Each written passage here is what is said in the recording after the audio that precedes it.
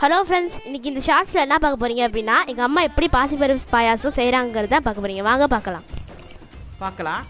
ஸ்டவ்வில் வந்துட்டு பாசிப்பருப்பு குழைய வேக வச்சு தனியாக எடுத்து வச்சதை இப்போ அந்த சட்டியில் ஊற்றிக்கணும்.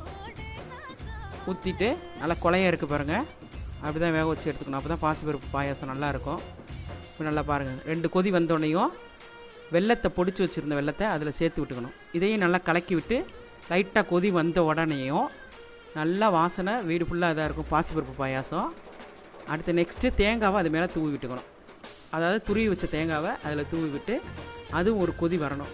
வந்தோடனையும் நல்லா கலந்து விட்டுட்டு நெக்ஸ்ட்டு முந்திரி பருப்பு கிஸ்மிஸ் பழம் நல்லா மணக்க இருக்கும் பாசிப்பருப்பு பாயாசத்தில். ஃபைனலாக ஃபினிஷ் பண்ணிடலாம். போட்டு கலக்கி விட்டோன்னா கொதிச்சோடனே நல்லா வீடே மணக்கும். அப்படியே சட்டியில் எடுத்து வச்சோம்னா அப்படியே வீடு ஃபுல்லாக கமகமன்னு வாசனை அடிக்கும். இந்த வீடியோ உங்களுக்கு பிடிச்சிருந்துச்சுன்னா லைக் பண்ணுங்கள், ஷேர் பண்ணுங்கள், கமெண்ட் பண்ணுங்கள்.